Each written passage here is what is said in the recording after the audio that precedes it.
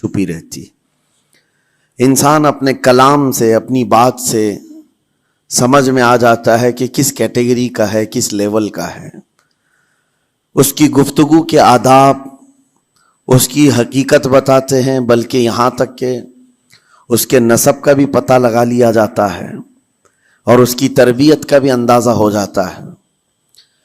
حضرت لقمان حکیم سے پوچھا گیا نیکی کس کا نام ہے، تو آپ نے فرمایا 2 چیزیں اور بہت چھوٹی ہیں۔ نیکی 2 چیزیں ہیں جو بہت چھوٹی ہیں۔ کہا کیا ہے؟ کہا کہ ملاقات میں لوگ اپنے بھائیوں سے مسکرانا اور نرم گفتگو کرنا۔ ساری نیکیوں کی جڑ ہے یہ، نرم گفتگو کرنا اور لوگوں سے خندہ پیشانی کے ساتھ مسکرا کر ملاقات کرنا۔ لیکن میرے عزیزو، یہ 2 چیزیں بناوٹی تو بہت سارے لوگوں کے ساتھ آ سکتی ہیں، اخلاق تصنع جس کو کہتے ہیں، تکلف کے ساتھ بہت سارے لوگوں کے ساتھ آ سکتی ہیں، لیکن حقیقت میں جس انسان کی طبیعت میں یہ 2 چیزیں ہونی چاہیے، وہ کب سمجھ میں آتی ہیں؟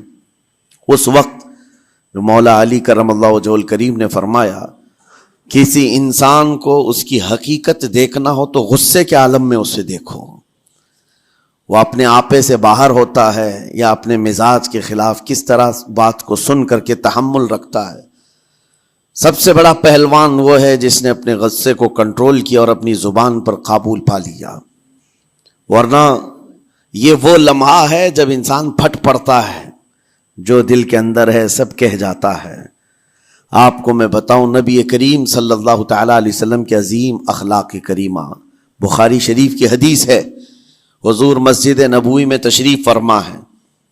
اس وقت مسجد نبوی، آج ہو سکتا ہے آپ کے ذہن میں جو امیج ہے مسجد نبوی کی، بہت بڑی عالی شان مسجد، لیکن وہ زمانہ نبوی میں اس طرح کی نہیں ہے۔ کچی دیواریں تھی، اوپر چھپر کے چھت پڑے ہوئے تھے اور مٹی کی زمین تھی۔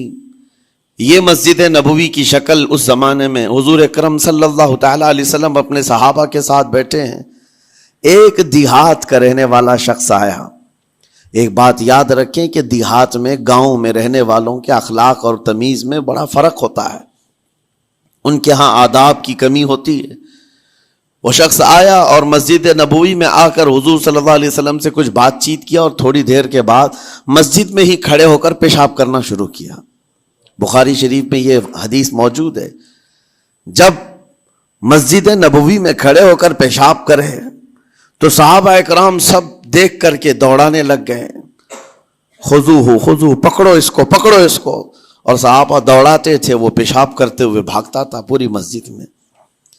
نبی پاک صلی اللہ تعالی علیہ وسلم نے فرمایا دعوہ، چھوڑ دو اس کو، کر لینے دو،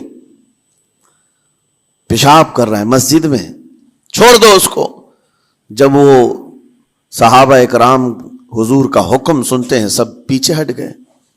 تھوڑی دیر کے بعد نبی کریم صلی اللہ تعالی علیہ وسلم نے صحابہ سے فرمایا پانی کے ڈول بھر کر کے لائے جائیں۔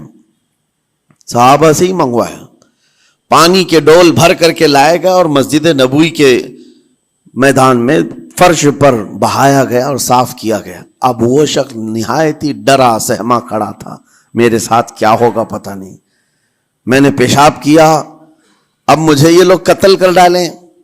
نبی کریم صلی اللہ تعالی علیہ وسلم نے قریب بلایا اور فرمایا، نہایت نرم گفتگو کے ساتھ حضور فرماتے ہیں یہ اللہ کا گھر ہے، یہاں پیشاب نہیں پیشانیاں رکھی جاتی ہیں۔ بس یہ جملہ ہے، بخاری شریف میں موجود ہے، یہاں عبادت کی جاتی ہے۔ اتنا کہہ کر رخصت ہو گئے، رخصت کر دیا۔ وہ دیہات سے آیا ہوا جو نوجوان تھا یا شخص تھا، باہر نکلتے ہی وہ کلمہ طیبہ پڑھ کر حضور کی غلامی میں شامل ہوا۔ میں نے وہ بلند عالی اخلاق نہیں دیکھے۔ نبی کریم صلی اللہ علیہ وسلم کے بارے میں قرآن کہتا ہے فَبِمَا رَحْمَةٍ مِّنَ اللَّهِ لِنْتَ لَهُمْ، اللہ کی رحمت سے آپ لوگوں کے لیے نرم ہیں، اس لیے لوگ آپ کے ارد گرد لگے ہوئے رہتے ہیں۔ وَلَوْ كُنْتَ فَظًّا غَلِيظَ الْقَلْبِ لَانْفَضُّوا مِنْ حَوْلِكَ، اے رسول اگر آپ سخت دل ہو جائیں تو پھر یہ سب چھٹ جائیں گے، آپ سے دور ہو جائیں گے۔ اس رسول کے لیے جب کہا گیا ہے کہ اگر آپ سخت ہو جائیں تو لوگ چھوڑ کر کے دور ہو جائیں گے، تو ہمارے اور آپ کے لیے کس قدر لہجے کی پابندی ضروری ہے۔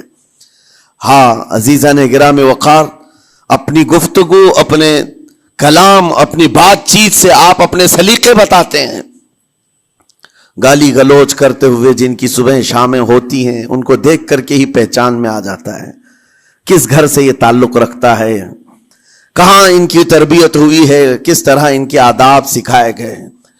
اسی لیے میرے عزیزو، بچوں کو آوارہ بھی نہ چھوڑ دینا کہ وہ اپنی زبان گلی کوچوں سے سیکھ کر کے جائیں۔ کل کو ہوگا یہ کہ اس کی زبان کی وجہ سے لوگ تمہیں تان و تشنیع کریں گے، اس کا باپ ایسا ہوگا اس لیے بچہ ایسا ہے، اس کی ماں اس طرح ہوگی اس لیے اس کی گفتگو ایسی ہے۔ کیونکہ موسٹلی زیادہ طور پر بچے اپنے ماں باپ کے اخلاق کو نقل کرتے ہیں، ٹرانسفر ہوتی چلی جاتی ہیں۔ ایک بار حضور اکرم صلی اللہ تعالی علیہ وسلم مسجد نبوی سے باہر نکل کر جا رہے ہیں۔ توجہ میرے عزیزو، اخلاق کہاں دکھانے چاہیے اور ہماری بات چیت کے انداز ہمیں کہاں ہونا چاہیے، میں آپ کو بتاؤں۔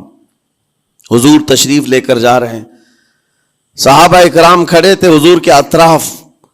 مدینہ طیبہ کی ایک بوڑھی خاتون جس کا ذہنی توازن کھویا ہوا ہے، یعنی وہ دماغی طور پر ڈسیبل ہے، اور وہ آئی جا رہی تھی۔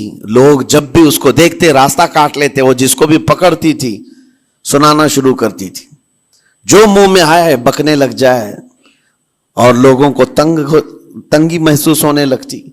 صحابہ نے دیکھا کہ یہ عورت آ رہی ہے، حضور کی طرف آ رہی ہے، سب نے حضور صلی اللہ علیہ وسلم کو گھیر لیا اس کا راستہ روکنے کے لیے۔ اب آئے گی اور نبی کریم صلی اللہ علیہ وسلم کے پاس اگر زبان درازی کرنے لگ جائے، پاگل عورت ہے، اور بک بک کرنے لگ جائے، حضور پاک صلی اللہ علیہ وسلم کے ادب میں کہیں کمی نہ آ جائے۔ صحابہ کا یہ ہمیشہ اہتمام رہتا۔ حضور اکرم صلی اللہ علیہ وسلم نے دیکھا تو صحابہ سے کہا ہٹ جاؤ، اس کو آنے دو، ہٹ جاؤ، اس کا راستہ چھوڑ دو۔ صحابہ نے کہا یا رسول اللہ صلی اللہ علیہ وسلم، اس کا ذہنی توازن ٹھیک نہیں ہے، دماغی طور پر وہ عورت ٹھیک نہیں ہے، وہ آئے گی اور لمبی باتیں کرتی ہے، لا یعنی باتیں کرتی ہے، کہیں آپ کی شان پاک میں کوئی گستاخی نہ ہو جائے۔ صحابہ روک رہے تھے، حضور پاک صلی اللہ علیہ وسلم نے سختی سے فرمایا، ارشاد فرمایا ہٹ جاؤ، اس کا راستہ چھوڑ دو، مجھے پتا ہے پورے مدینے میں اس کی کوئی نہیں سنتا، میں بھی نہ سنوں تو کس کو سنائے گی، اگر میں بھی نہ سنوں تو وہ کس کو سنائے گی۔ یہ میرے مصطفیٰ کریم صلی اللہ تعالی علیہ وسلم کے دربار عالی جاہ کی وہ بلند اخلاق کریمانہ کی ایک مثال ہے، جس کو خود میرے آقا نے فرمایا بعثت لأتمم مکارم الاخلاق۔ عزیزان گرام وقار، لوگوں کے آج حالات ایسے ہیں کہ اچھے لوگوں کے ساتھ اخلاق الگ دکھائے جاتے ہیں، چھوٹے لوگوں کے ساتھ اخلاق الگ دکھائے جاتے ہیں۔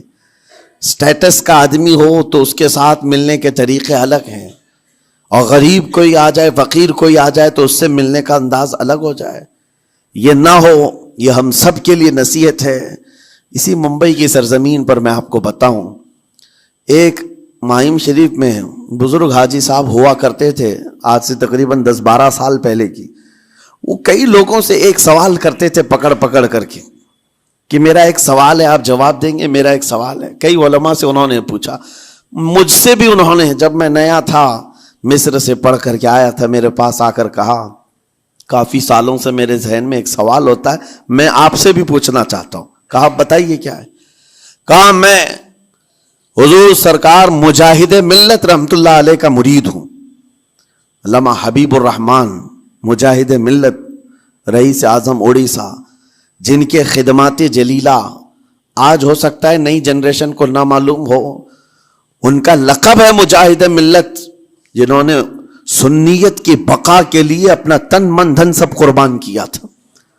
وہ مجاہد ملت عظیم بزرگ ولی کامل ہے۔ فرما یہ حاجی صاحب کہتے ہیں کہ میں ایک نارمل آدمی تھا، کڑیا تھا، یعنی گھر بنانے کا کام کرتا تھا۔ جب وہ ممبئی تشریف لاتے تو دوڑ کر کے ہر جگہ سے لوگ ملنے آتے، میں بھی گیا تھا اور اس وقت میں جوان تھا. حضور مجاہد ملت رحمت اللہ علیہ کی بات وہ بتا رہے ہیں کہ لوگ لائن لگا کر کے مصافحہ کر رہے تھے, مل رہے تھے. جب مل رہے تھے تو پھر میرا نمبر آیا, میں ملنے کے لیے گیا. بزرگوں کے سب ہاتھ چومتے ہیں, یہ ہمارے سنیوں کے طور طریق ہیں. ادب, علماء ذوی الاحترام کے ہاتھوں کا بوسہ لینا یہ مستحسن ہے, یہ ہمارے آداب میں سے